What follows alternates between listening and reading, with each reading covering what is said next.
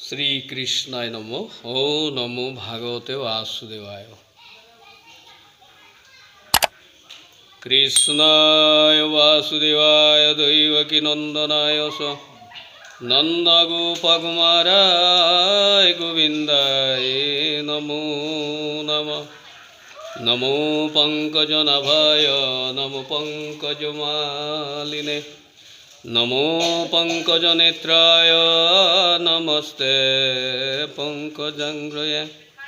बहुदेव हुतं कृष्णं कंस सनुरमर्दनं देवकी हृदयानन्दं कृष्णं वन्दे जगद्गुरुं हरिराम राम।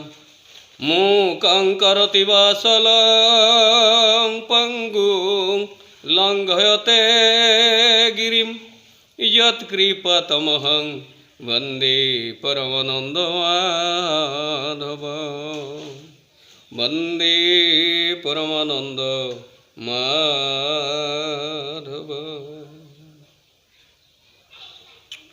ओ जय जय कृष्ण कृपा पयोधि माधव। ब्रह्मा हरे पूजे जरो शरण पल्लव। हे राम ओ जार नाम मात्रे तोरे दुर्घोर संसार। नमो दंडते कृष्ण इष्टदेव मोर। ओ नमो नमो कृष्ण मधु सुदन दोतारी। ओ प्रभु भगवंत भक्तर भय हारी। ओ जेन उपदेश दिला देवरी दीश्वरे।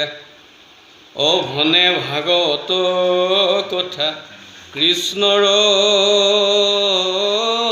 किंकरे।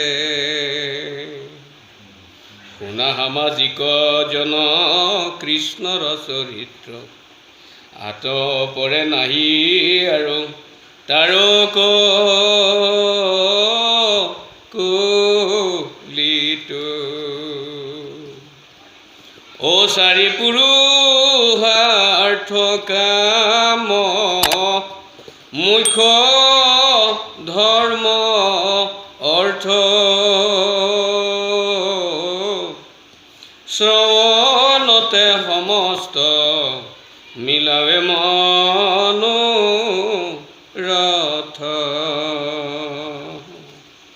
गतिके आमी पाই আহিছোঁ বৈকুণ্ঠৰ কল্পতৰু মহাভাগৱত শাস্ত্ৰ।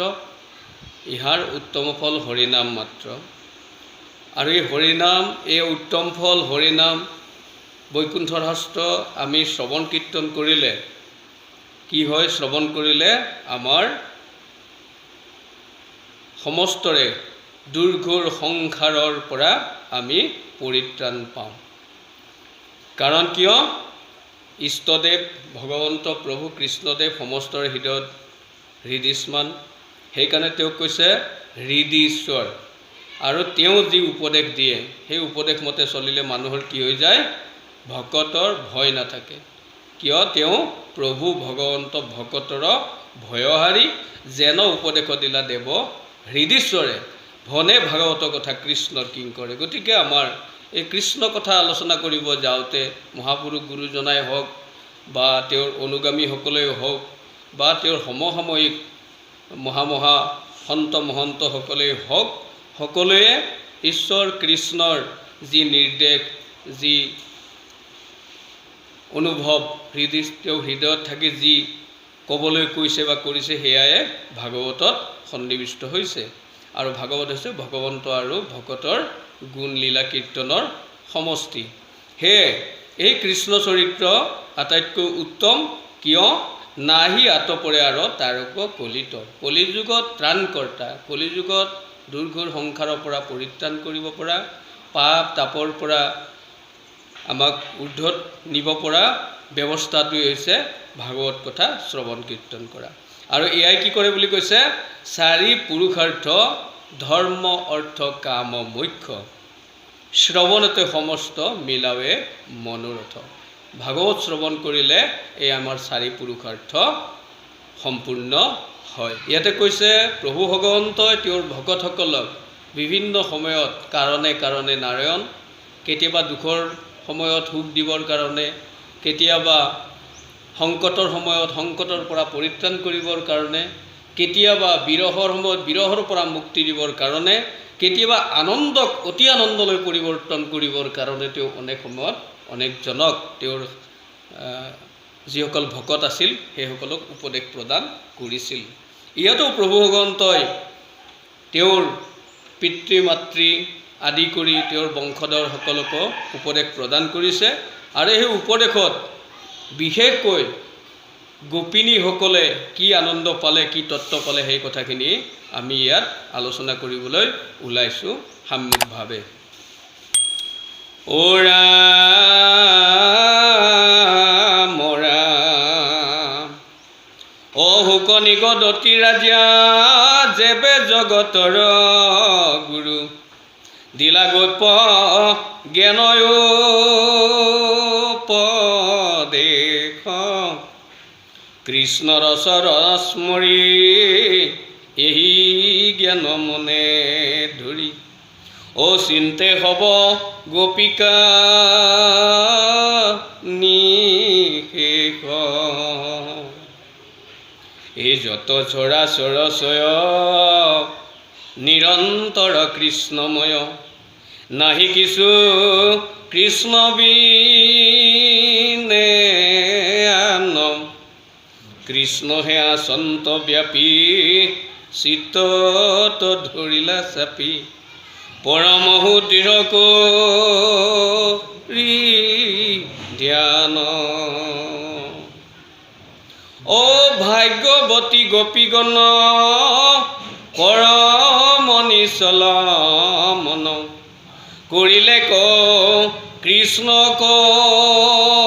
সাক্ষাৎ, লিংগ দেহা ভৈলা ভংগ, গুচিল মনৰ সংগ, পাইল দেখা কৃষ্ণ হিয়াত।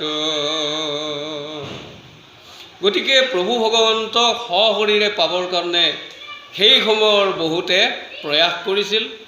আৰু যিহেতু তেওঁ যদিও সমস্ত ভূততে ব্যাপী থাকিব পাৰে, সকলো সময়তে থাকিব পাৰে, আৰু সেই বুলি তেওঁ সমস্ততে একেলগে বিৰাজমানো হ'ব পাৰে, যদিও তেওঁ বিদ্যমানে সকলোকে সেই ধৰণে দিব পৰা ব্যৱস্থা তেওঁৰ আছিল, যদিও দিব পৰা সেই যোগ্যতা বা পাব পৰা সেই যোগ্যতা নাছিল, বা সেই ধৰণৰ ব্যৱস্থা হ'লে হয়তো মানুহৰ বেলেগ ধৰণৰ এটা পৰিৱেশ হ'লহেঁতেন।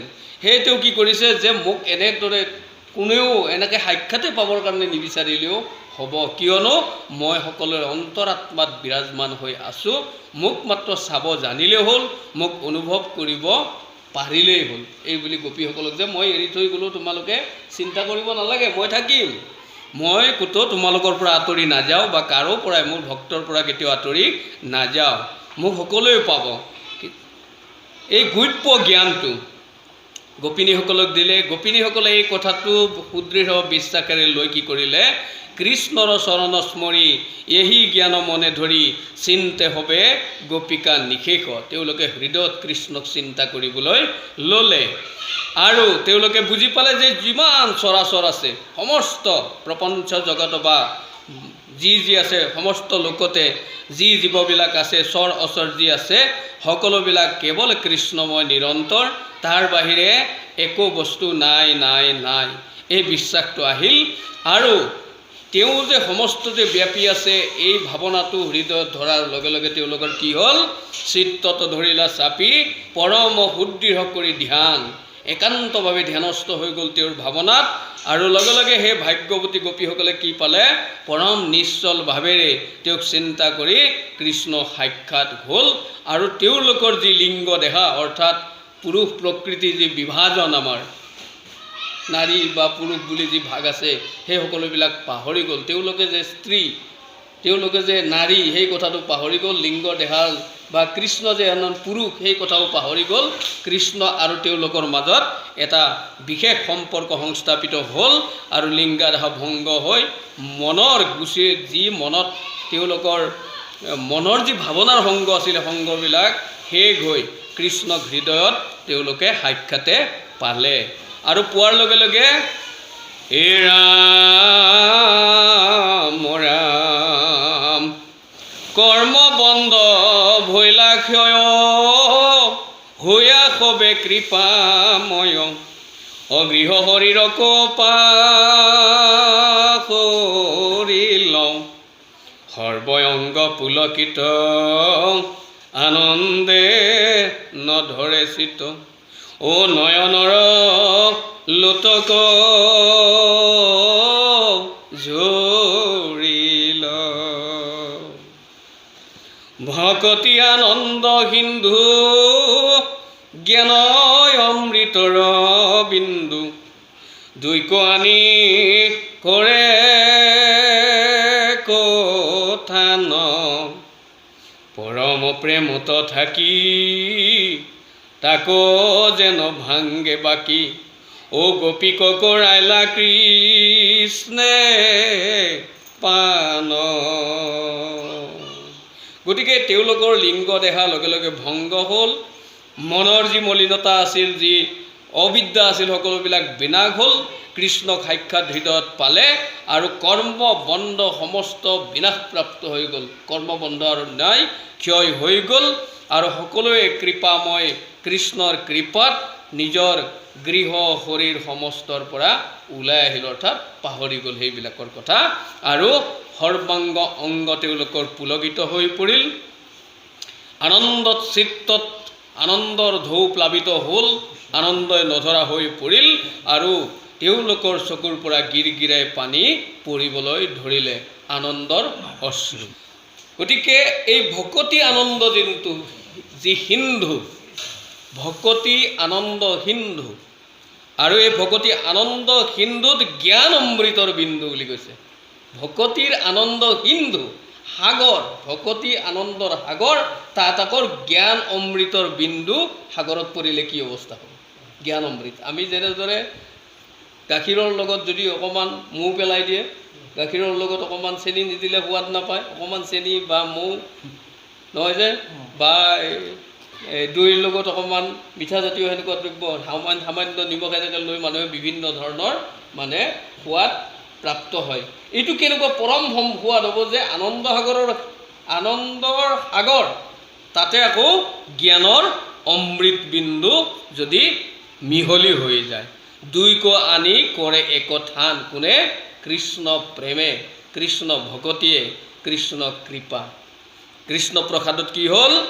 ভকতি আনন্দ সিন্ধু জ্ঞান অমৃতৰ বিন্দু দুইক আনি কৰে একঠান পৰম প্ৰেমত থাকি তাকো যেন ভাঙ্গে বাকি গোপীক কৰাইলা কৃষ্ণে পান। গোপী কি কৰিলে? কৃষ্ণই পান কৰালে, যিটো বস্তু কাৰো সহজলভ্য নহয়, দুৰ্লভো নহয়। কৃষ্ণ কৃপা বিনে সেয়া কাৰো সম্ভৱ নহয়। সেয়া মাধৱদেৱে, আমি ঘোষা ছন্দত গায়ে থাকোঁ, হৰি তুমি আনন্দ সিন্ধু হামো ভিখাৰী মাগো এক বিন্দু। হৰি তুমি আনন্দৰ সিন্ধু, আমাক কিমান লাগে? এখন সাগৰৰ পৰা এটা মাত্ৰ বিন্দু লাগে। এটা বিন্দু যদি আমাৰ কৃষ্ণৰ আনন্দৰ সিন্ধুৰ এটা বিন্দু যদি আমাৰ শৰীৰত সোমাই যায়, আমাৰ অন্তৰাত্মাত সোমাই যায়, আমাৰ থ'বলৈ ঠাই নাই, ৰাখিবলৈ ঠাই নোহোৱা হৈ যাব। সেয়া আনন্দ, প্ৰভু ভগৱন্তৰ যি প্ৰাপ্তিৰ যি আনন্দ, প্ৰভুৰ কৃপা প্ৰাপ্তিৰ যি আনন্দ, সেই আনন্দ আমি ৰাখিব নোৱাৰিম।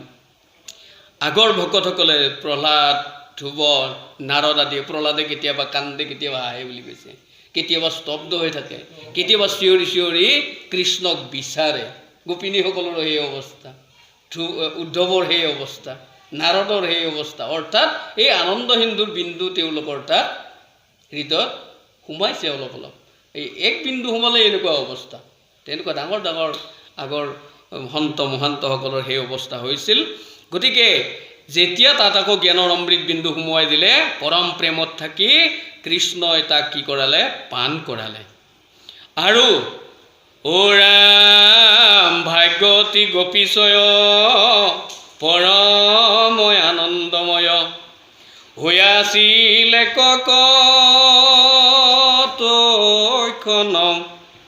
কৃষ্ণৰ প্ৰসাদ পাই অৰুণ চৰণ চাই ওহ বোলে হবে বিনয়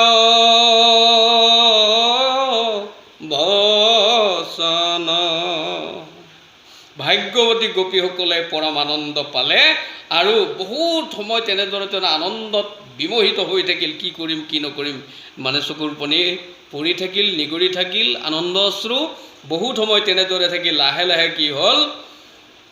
তেওঁলোকে সেই ভাৱনাৰ পৰা উন্নীত হৈ কৃষ্ণৰ প্ৰসাদৰ যি সোৱাদ, সেই সোৱাদ অনুভৱ কৰিলে আৰু কৃষ্ণৰ চৰণ চিন্তা কৰি কৃষ্ণকেই চৰণত ধৰি সকলোৱে বিনয়ভাৱে বচন বুলিছে, কৃষ্ণক আকৌ কৈছে, এৰা মাটিত নময়া মাথো হে প্ৰভু জগন্নাথ ও হেন বাঞ্ছা কৰিও পূৰণ আমি মোহৰ গৃহবাসী যেন নপাহৰুৱাসী ও ইটো দুই অৰুণ চৰণ।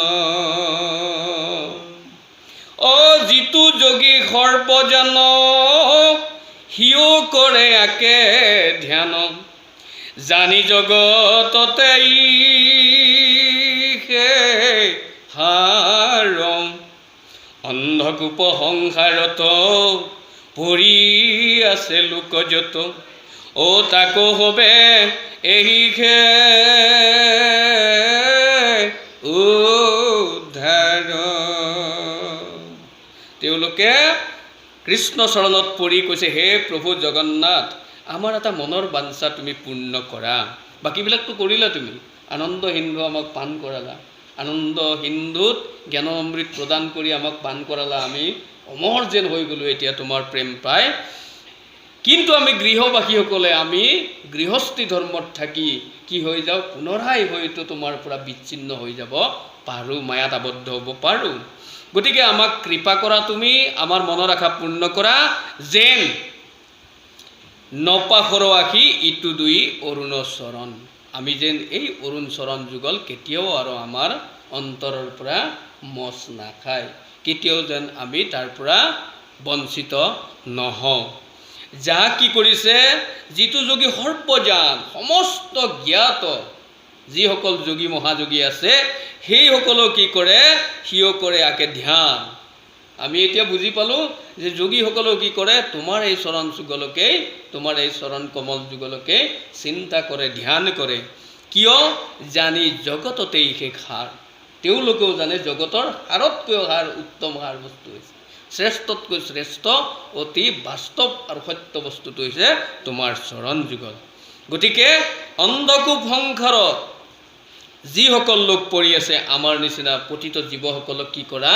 এই অৰুণ চৰণ যুগলে কি কৰিব? উদ্ধাৰ কৰিব বুলি আমাৰ বিশ্বাস হৈছে। গতিকে তুমি কি কৰা? ইয়াৰ পৰা আমাক আৰু কেতিয়াও বঞ্চিত নকৰিবা। আৰু এই চৰণ যুগল কি বুলি কৈছে? হে ৰাম দেৱতাৰ দৃশ্য নুই ইটো পাদ পদ্ম দুই হুকমনে সদায় উদয় তোমাৰ চৰণে ৰতি কৰো কয়া মাৰো মতি ও হেন কৃপা কৰা কৃপা ময়। দেৱতাসকলেও নেদেখে তোমাৰ এই পৰম মংগলময় জগতৰ হিতকাৰী এই চৰণ যুগল, অমৃত চৰণ যুগল দেৱতাৰ দৃশ্যমান নহয়, দেৱতাসকলৰ দৃশ্য নহয়। গতিকে আমাৰ মনত কিন্তু সদায় এই চৰণ যুগল হৃদিস্থিত হৈ থাকক, সদায় উদয় হওক। ৰহু হৃদি পংকজ ধাম হামাৰি হে ৰাম গোসাঁই কৰো গুহাৰি।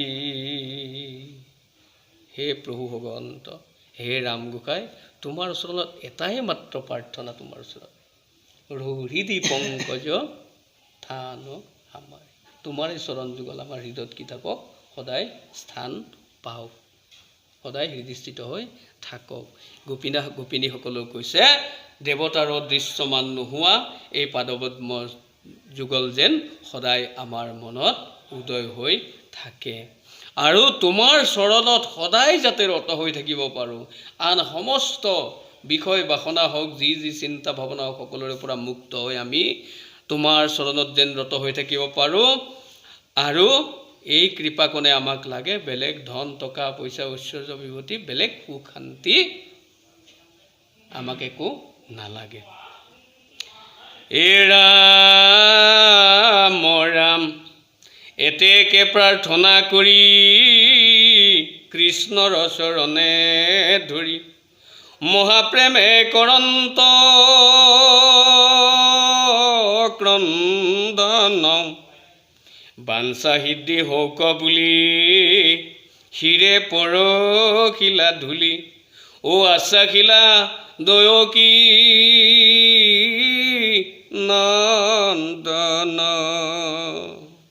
প্ৰভু অগন্ত ভক্তৰ অধীন ভগৱান, যেতিয়া ভকতে একান্তভাৱে তেওঁৰ চৰণত কিবা এটা বিচাৰে, প্ৰাৰ্থনা কৰে, তেতিয়া তাক তেওঁ কেতিয়াও বঞ্চিত নকৰে। তেওঁ ভক্তৰ মনোবাঞ্ছা পূৰ্ণ কৰিবই লাগিব, কৰে।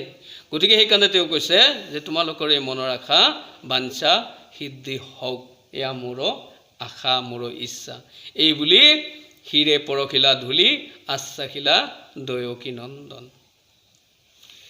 এ ৰাম সখী হ'ব তেজা দুখ, মুচিলন্ত আখি মুখ, ধৰি পিত বস্ত্ৰৰ আঞ্চলে, আৰু তোমাষাৰ শোক কৰিলে কবশ্য মুক, ও মহাপ্ৰেম ভকতিৰ বলে, ও তুমি হব মোৰ প্ৰাণ, তোমাকেহে কৰো ধ্যান, আন নাহি তোমাক হাত পৰে, প্ৰিয় বাক্যে সন্তোষিয়া গাৱে গাৱে আলিংগিয়া, প্ৰবোধিলা দেৱদাম দৰে।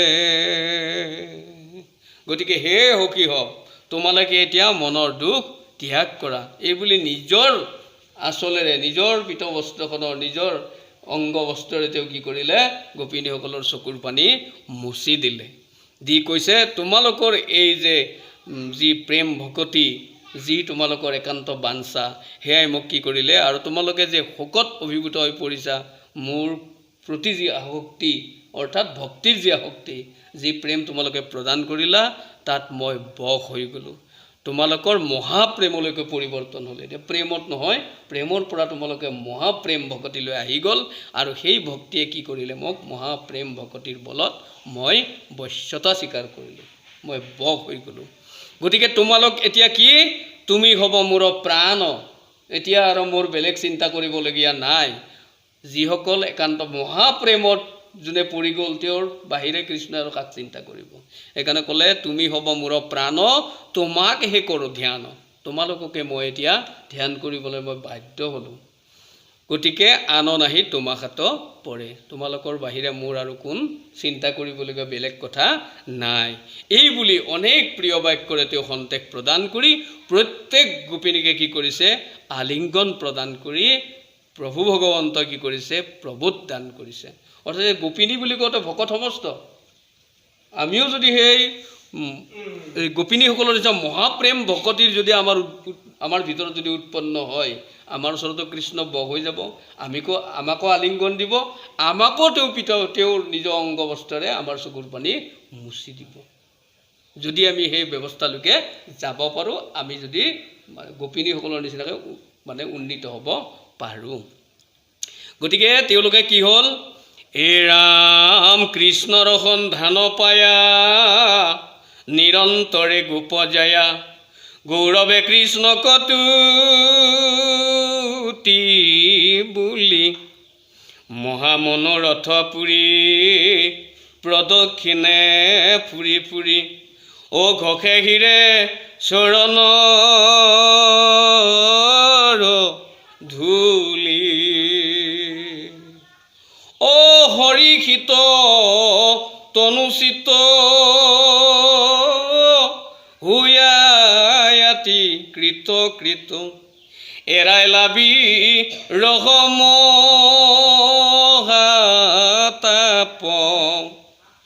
যাৰ যেন বুজি হিয়া পৰম প্ৰসাদ দিয়া ভৈলা বাজ জগতৰ বাপ।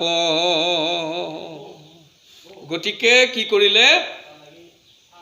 এই যে পৰম প্ৰিয় বাক্যৰে তেওঁলোকক প্ৰবোধ প্ৰদান কৰিলে, সান্ত্বনা দিলে, আৰু কৃষ্ণৰে সন্ধান লাভ কৰি গোপজায়াসকলে কি কৰিলে?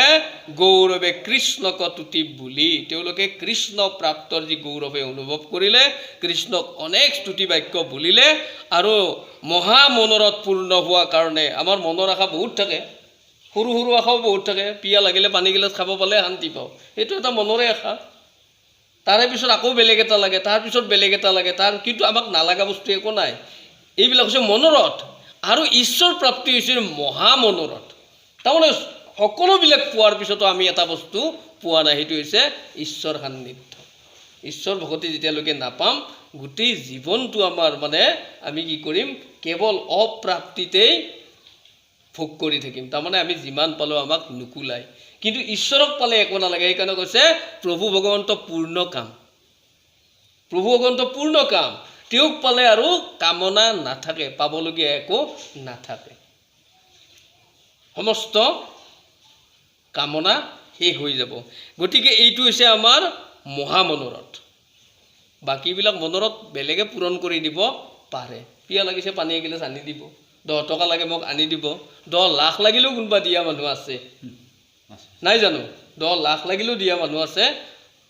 গাড়ী ঘোঁৰা যি মোক সুখ শান্তি লাগে সকলোবিলাক দিব পৰাও শক্তি থকা মানুহ আছে, বা ইচ্ছা কৰি কোনোবাক কাৰোবাক দিবও পাৰে। কিন্তু এই মহামনোৰথটো অৰ্থাৎ ঈশ্বৰৰ প্ৰাপ্তি, যিটো ঈশ্বৰৰ প্ৰেম, যিটো প্ৰাপ্তি, সেইটো কোনেও কাকো দিব নোৱাৰে, কেৱল ঈশ্বৰে যদি নিদিয়ে আৰু মোৰ যদি নিজৰ ইচ্ছা নাথাকে, মোৰ যদি তাগিদাই নাই, মই যদি ঈশ্বৰৰ প্ৰতি আসক্তি নহওঁ, মই যদি ঈশ্বৰৰ ফালে অনুপ্ৰাণিত আগবাঢ়ি নাযাওঁ, তেনেহ'লে তেওঁ মোক সেইটো কেনেকৈ দিব? মই নিজে আগবাঢ়ি গ'লে তেওঁ যিহেতু ভক্তৰ অধীন ভগৱান, ভক্তৰ সমস্ত কথা তেওঁ অব্যক্ত ঈশ্বৰ স্বৰূপে আমাৰ বাহিৰে ভিতৰে তেওঁ আছে। মই নাভাবোতে তেওঁ গম পায় যে ভাবিব। মই যিটো কথা ভাবিমহে সেইটো ঈশ্বৰে আগতে গম পাই যে পঢ়েছে অলপ পিছত এই কথাটো ভাবিব। আচৰিত কথা। গতিকে ভাবিব বুলি জানোতে তেওঁৰ ব্যৱস্থাটো কৰি থৈ দিছে। তেওঁ মই কি ভাবিম, ভাবিলে কি কৰিব লাগিব সেইটোও কৰি থৈ দিছে। কিন্তু আমি নাভাবোঁ যে, আমাৰ সমস্যা সেইটোৱে। গতিকে মহামনোৰথ হৈছে এইটো যে ঈশ্বৰ প্ৰাপ্তি, ঈশ্বৰৰ প্ৰেম প্ৰাপ্তি। এইটো হৈছে মহামনোৰথ পুৰী প্ৰদক্ষিণে ফুৰি ফুৰি ঘষে হিৰে চৰণৰ ধূলি। এতিয়া গোপিনীসকলৰ কি হ'ল? গোপজায়াসকলৰ মহামনোৰথ পূৰ্ণ হ'ল। আগতে সাধাৰণ মনৰ আশা তেওঁলোকৰ আছিল। কৃষ্ণক এবাৰ লগ পালে ভাল লাগিছিল, কৃষ্ণক বাঁহীটো শুনিলে ভাল লাগিছিল, কৃষ্ণৰ লগত নাচিব পাৰিলে ভাল লাগিছিল, কৃষ্ণক অকণমান কিবা খুৱাব পাৰিলে ভাল লাগিছিল। এই সকলোবিলাক কৰি কৰি এটা সময়ত কি হ'ল, তেওঁলোকৰ কৃষ্ণত বিলীন হোৱাৰ যিটো মানে মনৰ আশা সেইটো জাগৃত হ'ল, যে এনেকৈ সদায় 1 মিনিট 2 মিনিট 10 মিনিট 1 দিন 2 দিন কিমান লগ ধৰিম কৃষ্ণক, আজীৱন তেওঁৰ লগত লগ লাগি থাকিব পাৰিলে, এইটোৱে আচল বস্তু। গতিকে সেই তেতিয়াই তেওঁলোকৰ কি হ'ল, কৃষ্ণই কৃপাটো দান কৰিলে যে মোক আজীৱন নহয়, জন্মান্তৰে পাবা। সেইটো মহামনোৰথ। এইটো সমস্ত আশা ভৰসা সকলোবিলাক তেওঁ একেবাৰে পূৰ্ণ কৰি দিলে, জন্মান্তৰে পাব, কাৰণ মই তোমালোকৰ হৃদয়ত আছোঁ, মাত্ৰ তোমালোকে মোক এনেদৰে চিন্তা কৰা। এই বুলি যেতিয়া গুপ্ত কথাটো তেওঁলোকক কৈ দিলে, তেতিয়া তেওঁলোকৰ প্ৰাপ্তি হ'ল। গতিকে তেওঁলোকৰ সেই মহামনোৰথ পূৰ্ণ হোৱাৰ লগে লগে কৃষ্ণক সেই আনন্দত, সেই মহাপ্ৰেমত আসক্ত হৈ তেওঁলোকে কি কৰিলে, কৃষ্ণক বাৰে বাৰে প্ৰদক্ষিণ কৰিছে, বাৰে বাৰে প্ৰদক্ষিণ কৰিছে, কৰি কৰি কৰি কৰি তেওঁৰ চৰণত নিজৰ শিৰবিলাক ঘঁহি ঘঁহি, মানে কিমান যে আনন্দ পাইছে, কৃষ্ণৰ চৰণত লুটি খাই পৰি পেলাই তেওঁলোকে শিৰবিলাক ঘঁহি দিছে যে আৰু আমাক কি লাগে। তেওঁলোকৰ কি হ'ল, হৰষিত তনু চিত্ত, নিজৰ শৰীৰ আৰু চিত্ত সকলোবিলাক অতি আনন্দত উত্তৰল হৈ পৰিল, আৰু গোটেই জীৱনৰ কাৰণে জন্মান্তৰৰ কাৰণে কি হ'ল, কৃতকৃত্য হৈ সমস্ত বিৰহৰ যি মহাতাপ আছিল ইমান দিনে, যে কৃষ্ণক নোপোৱাৰ যিটো দুখ আছিল, কৃষ্ণক অলপ সময় পায়, দিনত দেখিলে ৰাতি নাপায়, ৰাতিপুৱা দেখিলে দিনটো নাপায়, সন্ধিয়া দেখিলে আৰু গোটেই ৰাতিটো নাপায়, এনেকুৱা ধৰণৰ নহয় জানো। গতিকে এতিয়া কিন্তু কি হ'ল, তেওঁলোকৰ এইটো বিৰহ আছিল যে আমাক এবাৰ দেখিলে নহয়, দিনত 4 বাৰ দেখিব লাগে, 4 বাৰ দেখিলে নহয়, দিনটো দেখিব লাগে, দিনটো দেখিলে নহয়, ৰাতিও লগ পাব লাগে, ৰাতি দেখিলে নহয়, সদায় লগ পাব লাগে। এই ভাৱনাটো আমাৰ যিটো আছিল, তেওঁলোকৰ যিটো আছিল, সেইটো আছিল বিৰহ, নোপোৱাৰ বেদনা আছিল। এতিয়া তেওঁলোকৰ কি হ'ল, নোপোৱাৰ বেদনাটো হেৰাই পেলাই পোৱাৰ পৰম আনন্দত তেওঁলোকে মহাকৃতাৰ্থ হ'ল, আৰু এই মহাতাপৰ পৰা পৰিত্ৰাণ পালে। আৰু কৃষ্ণও কৃপাময় প্ৰভু ভগৱন্তই কি কৰিলে, যিহেতু তেওঁ সমস্তৰে হৃদয়ত হৃদিস্থিত হৈ আছে, তেওঁ সৰ্বসাক্ষী আত্মা হৃষিকেশ, গতিকে যাৰ যেন বুজি হিয়া, কৃষ্ণক যোনে যেনেদৰে ইচ্ছা কৰিছিল, সকলোৱে সেই সুন্দৰ যুৱক কৃষ্ণক চিন্তা কৰা নাই, কোনোবাই গোপশিশুকো চিন্তা কৰিছে কৃষ্ণ বুলি, কোনোবাই পৰম পুৰুষ কৃষ্ণক চিন্তা কৰিছে, কোনোবাই তেওঁলোকৰ সংগীজন কৃষ্ণকে যোনে যেনেদৰে ভাবিছে তেনেদৰে কৃষ্ণ কি কৰিছে, পৰম প্ৰসাদত দিয়া ভৈলাবাজ জগতৰ বাপ। তেওঁলোকে আৰু তেওঁ কি কৰিলে, এই আমাৰ যিটো বিষয়ৰ জগত, সেই জগতৰ পৰা তেওঁ ওলাই গ'ল, অৰ্থাৎ আধ্যাত্মিক জগতত গোপিনীসকলকো প্ৰৱেশ কৰালে, তেওঁ আধ্যাত্মিক জগততহে প্ৰৱৰ্তি থাকিল। এতিয়া আকৌ আমি দুলৰিত পালোঁ। অ হুক নিগদতি নৃপতি সম্প্ৰতি, শুনাই আৰু কৃষ্ণ কথা, মহাই অনুগ্ৰহ গোপী সমস্তক, কৰিয়া কেশৱে তথা।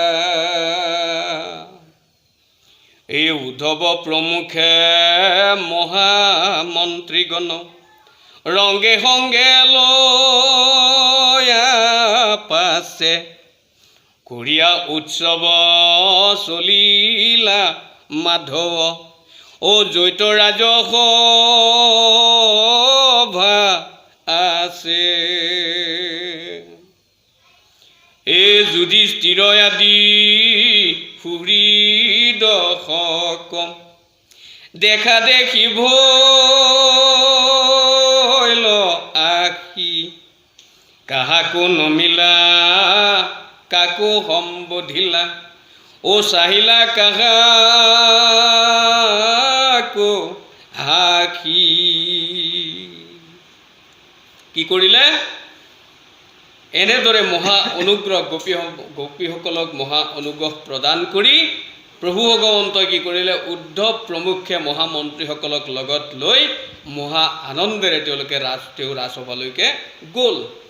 আৰু কি কৰিলে, যুধিষ্ঠিৰ আদি কৰি যিমান সুহৃদ আছে তেওঁৰ আত্মীয়, তেওঁক অন্তৰাত্মাৰে যিসকলে ভাল পায়, সেইসকলক কি কৰিলে, তেওঁ দেখা কৰিলে, দেখা দেখি ভৈল আখি, আৰু গৈ পেলাই কি কৰিছে, কাবাক তেওঁ নিজে নমস্কাৰ কৰিছে, কাহাকো নমিলা, তেওঁৰ বয়স অনুযায়ী যিসকল জ্যেষ্ঠ সেইসকলক নমস্কাৰ কৰিলে, কাৰোবাক সম্বোধন জনালে, আহক বহক, আমি যেনেদৰে ৰাম ৰাম বাপ, সমনীয়াজন বা সৰুজনক আমি ৰাম ৰাম বুলি কৈছোঁ, জ্যেষ্ঠসকলক আঁঠুকাৰি সেৱা লৈছোঁ, তেনেদৰে প্ৰভু ভগৱন্তই উদাহৰণ দেখালে। আৰু মহাহতকাৰ কৰিয়া পুছিলা সবাৰ বাৰ্তা কল্যাণ, যাক যেন যোগ্য যদুগণ হোমে কৰিলা হৰি সন্মান। এনেদৰে তেওঁ আহি কি কৰিলে?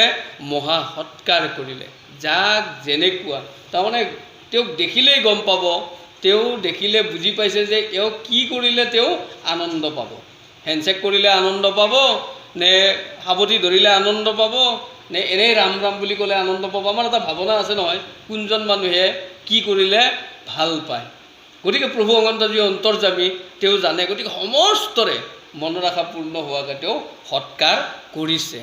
আৰু কি কৰিছে? সকলোৰে কুশল বাৰ্তা লৈছে। সকলো ঠিকে আছেনে?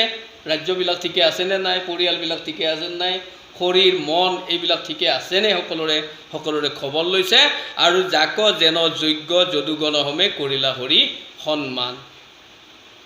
যুধিষ্ঠিৰ আদি সুৰীসকলক বাদেও যদুসকলৰ যোন যেনেদৰে আছিল, সেই অনুযায়ী যাৰ যি যোগ্যতা, যোনে যি প্ৰাপ্য, সেই ধৰণৰ সন্মান আৰু সেই ধৰণৰ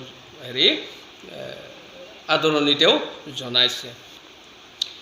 এৰা মাধৱ বৰমহা মান্য শতকাৰে সবে ভৈলা হৰি কীৰ্তন, হেন্তে ঈশ্বৰ বুলিয়া কৃষ্ণৰ চৰণত দিয়া চিত, পাদ পদ্ম দুই দেখন্তে সবাৰু, মিলিল পাপ প্ৰলয়, ঈশ্বৰ মূৰ্তিক সাক্ষাতে নিৰীক্ষি, কিনো ভৈলা মহোদয়।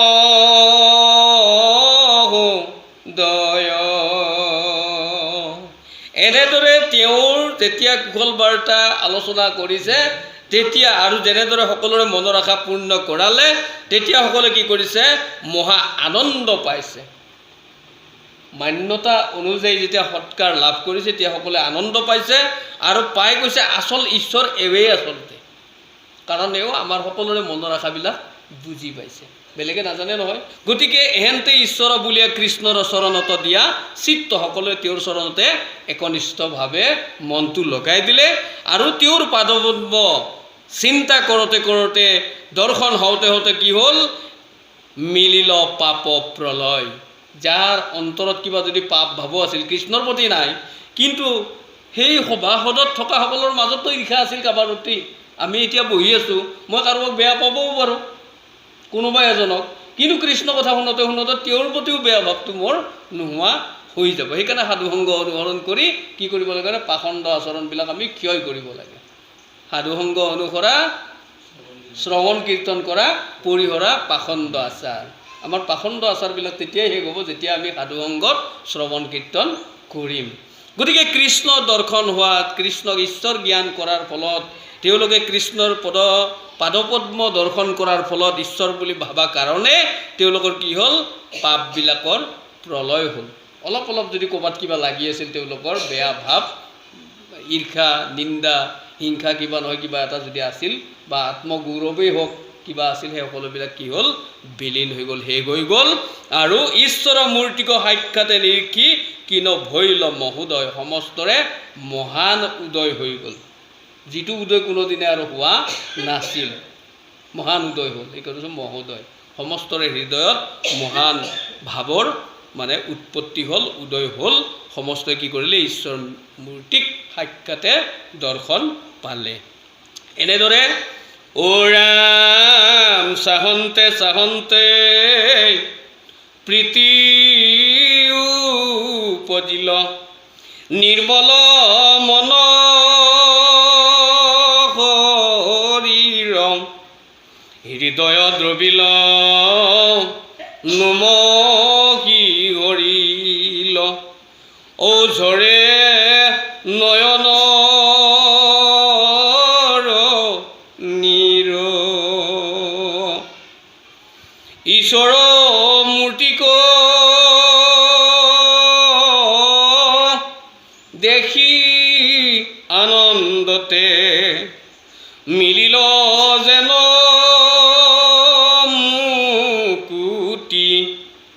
মজি প্ৰেমৰসে বেৰিয়া সমস্তে ও কৃষ্ণক কৰিলে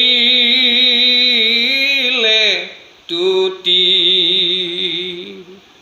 এনেদৰে তেওঁলোকে চাওঁতে চাওঁতে কিমান সময় চাই থাকিলতো নাজানে। কৃষ্ণৰ যেতিয়া ঈশ্বৰ বুলি তেওঁলোকৰ ভাৱনা আহি গ'ল, কৃষ্ণৰ চৰণ যুগল তেওঁলোকে ঈশ্বৰ সদৃশ জ্ঞান কৰি চালে, মনৰ মলবিলাক শেষ হৈ গ'ল, পূৰ্ণ হৈ গ'ল, মহা আনন্দ প্ৰাপ্তি হ'ল। গতিকে কৃষ্ণৰ লগত তেওঁলোকে ধ্যানস্থ হৈ, কৃষ্ণ চৰণত ধ্যানস্থ হৈ কিমান সময় থাকিল, বহু সময় থাকোঁতে থাকোঁতে তেওঁলোকৰ কি হ'ল, এইবাৰ কৃষ্ণৰ প্ৰতি প্ৰীতি উৎপত্তি হ'ল। আৰু কৃষ্ণক ভাল পাব পাৰিলে ভকতক ভাল পাব, তেতিয়া তাত তাৰমানে বিৰোধী ভাৱটো অলপো নাথাকিল।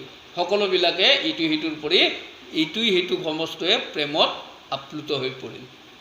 কৃষ্ণ প্ৰেম পোৱাৰ লগে লগে সমস্তৰে মানে অন্তৰত প্ৰেম জাগৃত হ'ল আৰু শৰীৰবিলাক নিৰ্মল হৈ গ'ল, হৃদয় দ্ৰৱিত হৈ গ'ল। সকলোৰে অন্তৰাত্মাত একেবাৰে সুন্দৰ এটা আনন্দ অশ্ৰু ভিতৰৰ পৰা বৈ আহিবলৈ ধৰিলে, নোমবিলাক শিয়ৰি উঠিল আৰু চকুৰ পানী গিৰ গিৰাই পৰিবলৈ ধৰিলে। কি হে প্ৰেম জল, কৃষ্ণৰ প্ৰেমৰ জল বৈ আহিবলৈ ধৰিলে। আৰু ঈশ্বৰ মূৰ্তিক দেখি আনন্দতে তেওঁলোকে যেন পৰম মুক্তি লাভ কৰিলে, জীৱন্ততে মুক্তি যেন লাগিল। তেওঁলোকৰ তাৰমানে প্ৰপঞ্চ জগতৰ এই সংসাৰী জীৱৰ যি ক্ৰিয়া সকলোবিলাক যেতিয়া নোহোৱা হৈ গ'ল, আমি মুক্তই হৈ গ'লোঁ। মানে দুখ বেজাৰ অশান্তি অসূয়া ঠাণ্ডা গৰম ভোগ পিয়া একোৱেই যদি নাথাকে, দিন ৰাতি সকলোবিলাক যদি পাহৰি যাওঁ, তেনেহ'লে আমি মুক্ত হৈ নগ'লোঁ নে? তেওঁলোকৰ সেই অৱস্থাত সেনেকুৱা এটা মানে পৰিৱেশ পালে যে তেওঁলোকে পৰম মুক্তি পোৱা যেন পালে। আৰু প্ৰেম ৰসত নিমজ্জিত হৈ বেৰিয়া সমস্তে কৃষ্ণক কৰিলে তুতি। আৰু তেতিয়াই তেওঁলোকে কৃষ্ণক স্তুতি কৰিবলৈ আৰম্ভ কৰিলে। কি বুলি? এ ৰাম ৰাম তোমাকে সে আমি প্ৰণাম মাধৱ, ও পৰম ঈশ্বৰ জানি অন্তৰ্যামী ৰূপে হৃদয়ত তুমি, ও আছা প্ৰভু চক্ৰ পানী, ও তোমাৰ মায়ায় মহিলে আমাক, মহামোহে ভৈলো অন্ধ, শুনি প্ৰিয় আত্মা তোমাৰ সেৱাত, ও নকৰো কিছু প্ৰবন্ধ। তেতিয়া স্তুতি কৰিলে, হে প্ৰভু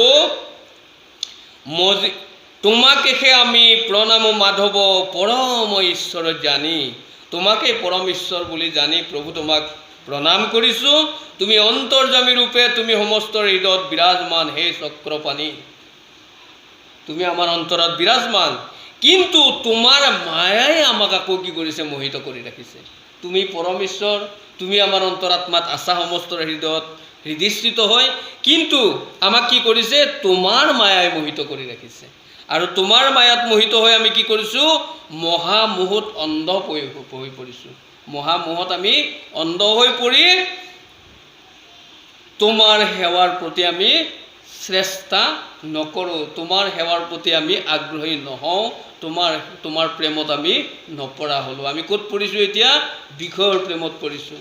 টকা পইচা ঐশ্বৰ্য বিভূতি, মানে স্ত্ৰী পুত্ৰ সম্পদ, এই ইষ্ট মিত্ৰ কুটুম্ব, এইবিলাকৰ প্ৰেমতহে আমি পৰিছোঁ, তোমাৰ প্ৰেমত আমি পৰা নাই। কিহৰ কাৰণে? তোমাৰ মায়াই মোহিত আমাক কৰিছে। হে ৰাম ৰাম মহামহন্তৰ হৃদয়ত ইটো থাকে পাদপদ্ম দুই, তাহান চৰিত্ৰ অমৃত সাক্ষাৎ, ও মুখ দ্বাৰে বাজ হুই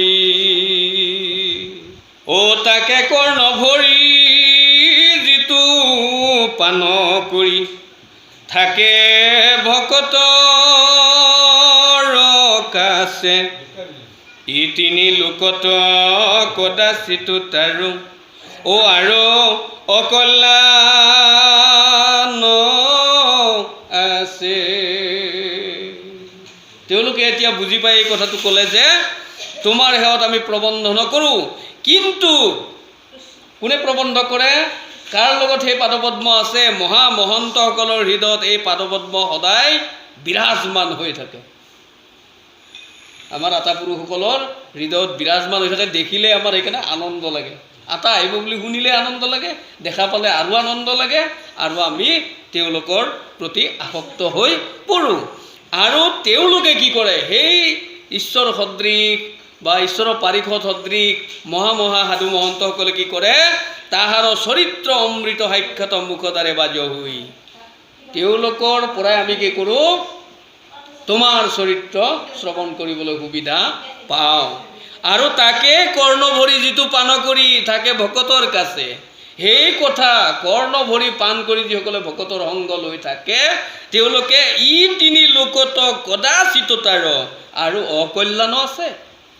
যিসকলে ভকতৰ সংগত থাকি কৃষ্ণ কথা শ্ৰৱণ কৰে সদায়, মানে আন্তৰিকতাৰে যিসকলে শ্ৰদ্ধা সহকাৰে কৃষ্ণ কথা শ্ৰৱণ কৰে, কৰ্ণ ভৰি পান কৰে, সেইসকলৰ ই তিনি ভুৱনত বুলি কৈছে। ইয়াত অকল আজিৰ তাৰিখত নহয়, এই বাগিচা চুবাত নহয়, বা এই ওদালগুৰি জিলাত নহয়, অসমত নহয়, ভাৰতত নহয়, গোটেই বিশ্ব ব্ৰহ্মাণ্ডত আৰু তিনিও লোকত, তিনিও ভুৱনত ক'ৰবাত আৰু অকল্যাণ হ'ব পাৰে নেকি? আচৰিত। এইটোৱে হৈছে অভয় চৰণ। ভগৱন্তৰ অভয় চৰণ যেতিয়া প্ৰাপ্তি হ'ব, আৰু কেতিয়াও আমাৰ সেই ভয় নাথাকে। আমি প্ৰভু জগন্নাথত গায়ে থাকোঁ নহয়, অ তুমি ব্যতিৰেকে নাহি বন্ধুৱান যি মোৰ চিন্তা কৰয় তুমিহে নযদি নাথ পাও প্ৰভু কহিত নাহি কে ভয়। তেওঁৰ নিচিনা নাথ যিজনে পাব, তেওঁৰ যিজনে দাস হৈ যাব পাৰিব, তেওঁৰ কহিত নাহিকে ভয়, ক'তোই ভয় নাই।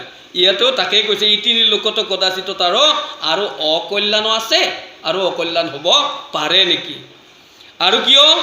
এই ৰাম ভকতৰ মুখে তজু কথা সুখে শুনন্তে উপজে জ্ঞান আতীয় প্ৰয়াসে সেহি জ্ঞান বলে অমায়াক কৰে নিৰ্জান। তোমাৰ চৰণে প্ৰীতি বাহৰে নিতে ও তোমাৰ গুণ কহন্তে গো খোজ সমান কৰি সংহাৰ কম ও নিষ্ঠৰে সেহি মহন্তে। গতিকে ভকতৰ কথা, তোমাৰ কথা ভকতৰ মুখেৰে শুনোতে শুনোতে কি হৈ যায়? জ্ঞানৰ উৎপত্তি হয়। আমি অজ্ঞান আন্ধাৰে পৰিয়া পাৰ নাপাওঁ। আমি অজ্ঞান আন্ধাৰত পাৰ নাপাওঁ, সেইকাৰণে চাৰিওফালে খুন্দা খাওঁ বুলি কৈছোঁ, য'ত ত'ত খুন্দা খাই ফুৰোঁ। কিন্তু ভকতৰ পৰা যেতিয়া আমি ভকতৰ সংগত থাকি কৃষ্ণ কথা শ্ৰৱণ কৰোঁ, তেতিয়া কি হৈ যায়? জ্ঞানৰ উৎপত্তি হয়, অজ্ঞানতা বিনাশ হৈ যায়। আৰু তেতিয়া আতি অপ্ৰয়াসে সেহি জ্ঞান বলে মায়াকে কৰে নিৰ্জান। অতি অপ্ৰয়াস, তেতিয়া আৰু চেষ্টা কৰিব আমি নালাগে। মায়াৰ পৰা ওলাই আহিবৰ কাৰণে, মায়াক কাটাকাটি কৰিবৰ কাৰণে আমি আৰু একো প্ৰয়াস কৰিব নালাগে। অতি অপ্ৰয়াসে সেই জ্ঞানৰ যোগেদি আমি কি কৰিম? মায়াৰ পৰা মুক্ত হ'ব পাৰিম, মায়াৰ পৰা ওলাই আহিব পাৰিম। আৰু তেতিয়া কি হ'ব?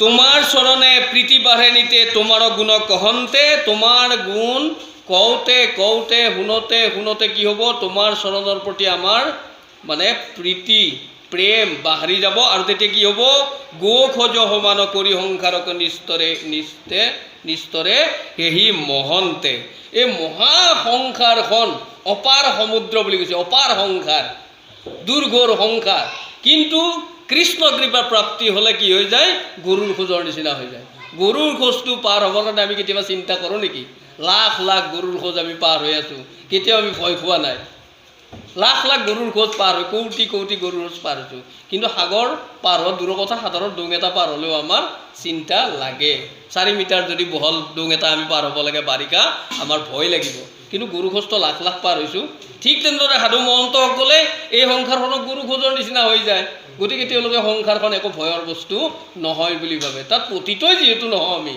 আমি যিহেতু ডুব নাখাওঁ ওপৰে ওপৰে পাৰ হৈ যাম তাত ভয় কৰিবলগীয়া কি আছে চলি থাকক সংসাৰ এনেকুৱা ধৰণৰ কথা এ ৰাম ৰাম কৰিয় কৰোণা কেশৱ আমাক চিত কয় পখাম গৃহ শৰীৰত প্ৰসংগ এৰিয়া তোমাকে কৰোঁ প্ৰণাম পৰময় আনন্দময় মূৰ্তি দেখি ঈশ্বৰই অপৰিচিন্ন তোমাৰ অজ্ঞাত নাইকে কিঞ্চিত তুমি মায়ামোহে হীন হে প্ৰভু তুমি কি কৰা তুমি কৰোণা কৰা হে কেশৱ আমাক কৃপা কৰা আমাৰ চিত্তবিলাক উপশান হওক গৃহ শৰীৰ এই প্ৰসংগবিলাকৰ পৰা আমি মুক্ত হৈ যাতে তোমাৰ চিন্তা চৰ্চা কৰিব পাৰোঁ পৰম আনন্দ মূৰ্তি এই তোমাৰ পৰম আনন্দময় মূৰ্তি যেন অপৰিচ্ছিন্নভাৱে মানে আমি প্ৰাপ্ত হৈ থাকোঁ দৰ্শন পাই থাকোঁ তোমাৰতো অজ্ঞাত একো নাই প্ৰভু তোমাকনো কি লুকাম আমি তুমি সকলোবিলাক জানা গতিকে তুমি মায়া মোহহীন তোমাৰ মায়াও নাই মোহো নাই মায়া মোহ থাকিলে নিজৰ বংশটো কেনেকৈ তেওঁ নাশ কৰিব পাৰিলে হয় মায়া মোহ থাকিলে কি হ'ব তেওঁ জন্মিয়ে নিজৰ দৈৱকীৰ মাতৃক এৰি পেলাই আকৌ গকুলত গ'ল হয় বা মায়াত থাকিলে এবাৰ গকুলখন এৰি কিয় আকৌ কিয় মথুৰালৈকে গুচি গ'ল হয় অক্ৰূৰৰ লগত এইবিলাক তেওঁ থাকিব তেওঁৰ নাথাকে কিন্তু তেওঁ কি হৈ যায় আনকে এইবিলাকত ফচাই আছে আনেহে কষ্ট পাই আছে কিয় মায়া মোহত আসক্ত হৈ থকাৰ কাৰণে তেওঁৰ দৰে হ'লে কোনেও কষ্ট নাপায় গতিকে এই সকলোবিলাক তোমাৰ অবিদিত নহয় তুমি সমস্ত জানা তুমি অপৰিচ্ছিন্ন ঈশ্বৰ স্বৰূপে আমাৰ ভিতৰত আছা আমাকো সেই ধৰণে কৃপা কৰা আৰু আমি জানো ও চাৰিও বেদৰ যিটো নিজয় অৰ্থ তোমাৰো পদ ভকতি তাক কালে কৰ্মে কৰিলে গুপুত ও লোক ভৈলৱী সংগতি চাৰিও বেদৰ নিজ অৰ্থ হৈছে তোমাৰ চৰণ চিন্তা কৰা চাৰিও বেদৰ মূল অৰ্থ হৈছে কৃষ্ণ চৰণত চিন্তা চৰ্চা কৰা কৃষ্ণ ভগতি কৰা কিন্তু কাল আৰু কৰ্মই কি কৰিলে এই সকলোবিলাক গুপ্ত কৰি পেলালে এইবিলাক লুকাই থৈ দিলে বেলেগ বেলেগ ব্যৱস্থা উৎপন্ন হ'ল মানে প্ৰতিষ্ঠা হ'ল প্ৰচলিত হ'ল আৰু সেইকাৰণে কি হ'ল লোকসমাজ বিসংগতিত পৰিল সংগতি নোহোৱা হ'ল কোনে কি কৰিব লাগিছিল তাৰ পৰা লাইনটো কাটি গৈ পেলাই ক'ত গৈ পালে এতিয়া ঠাল ঠেঙুলি ওলাই ওলাই এতিয়া মূল ৰাস্তালৈকে ঘূৰি অহা ব্যৱস্থা নোহোৱা হৈ গ'ল এ ৰাম ভৈলাই অৱতাৰ জগত নিস্তাৰ কৰিবা কৃপাময় মায়া মোহিয়া কৰি আছা চন্ন দেখিও মনুষ্য নয় এ পৰম ঈশ্বৰ ভৈলা বেকত ও লোকৰ কল্যাণ হেতু তোমাৰ চৰণে পখিলো হৰণে উধাৰা গৰুৰ কেতু গতিকে প্ৰভু তুমি যিহেতু অৱতাৰ লৈছা তুমি কি কৰা ভৈলা অৱতাৰ জগত নিস্তাৰ কৰিবাক কৃপাময়। তুমি জগত নিস্তাৰ কৰিবৰ কাৰণে অৱতাৰ ল'লা, গতিকে মায়াতে মোহিত হৈ থকা জীৱসকলক তুমি কি কৰা? মুক্ত কৰা। কিন্তু তুমি অৱতাৰ লোৱা সত্ত্বেও তোমাক ঈশ্বৰ বুলি, সৰ্বময় কৰ্তা বুলি এতিয়াও বিশ্বাস নহয় মানুহৰ। কিয়? তুমিও দেখিও মনুষ্য নহয়, মানুহৰ নিচিনাই তুমি অৱতাৰ ল'লা। বেলেগ এটা অৱতাৰ তুমি লোৱা নাই, সাধাৰণ এজন মানুহৰ নিচিনা। কৃষ্ণ কৃষ্ণ আৰু বসুদেৱৰ ল'ৰা বা নন্দৰ পালনীয়া ল'ৰা, কিন্তু তাত আৰু একো বেলেগকৈ তেওঁৰ পাৰ্থক্য এটা আমি দেখিবলৈ পোৱা নাই। অৰ্থাৎ সেই সময়ত তেনেকুৱা চিন্তা এটা কৰিছিল, সেইকাৰণে কৃষ্ণক এজন বুদ্ধিয়ক চতুৰ মানুহ বুলিয়ে ভাবিছিল বা ল'ৰা বুলি ভাবিছিল, কিন্তু তেওঁ ঈশ্বৰ বুলি ভবা নাছিল। গতিকে তুমি কি কৰা? পৰম ঈশ্বৰ অৱহিলা বেকত লোকৰ কল্যাণ হেতু তোমাৰ চৰণে পখিলো শৰণে উদ্ধাৰা গৰুৰ কেতু। হে গৰুৰ কেতু, তোমাৰ চৰণত আমি শৰণ পখিলোঁ, তুমি আমাক উদ্ধাৰ কৰা। সেই আগৰ ভাৱনা কোনোবাই যি কৰিছে কৰক, আমি কিন্তু এইবিলাক কৰা নাই প্ৰভু। আমি তোমাক ঈশ্বৰ স্বৰূপে তোমাৰ চৰণত শৰণাপন্ন হৈছোঁ, আমাক কৃপাদান কৰা। এই বুলি ৰাম এহি বুলি কবে ভূমিত পৰিয়া কৃষ্ণক প্ৰণামী আছে। ভকতৰ গতি দেখি লক্ষ্মীপতি তুলিলাই আছাসী পাছে। ভকতসকলে যেতিয়া, অৰ্থাৎ সেই সময়ৰ সেই ভকতসকলে যেতিয়া এনেদৰে তেওঁৰ চৰণত মানে স্তুতি কৰিবলৈ ধৰিলে, তেওঁৰ আনন্দ লাগিল আৰু সকলোকে তেওঁ আশ্বাস প্ৰদান কৰিলে। ক'লে, এই প্ৰিয় বাক্য বুলি সবাক বয় খাইলা, ৰহিলা সমাজ পাতি কৃষ্ণৰ মহিমা কৰি ৰহিলা, ৰাজা প্ৰজা দিনে ৰাতি। গতিকে তেতিয়াই কি হ'ল? তেওঁৰ প্ৰিয় বাক্য শুনি সকলোৱে শান্ত হ'ল আৰু কেৱল কৃষ্ণৰ গুণ লীলা কৈয়ে দিন ৰাতি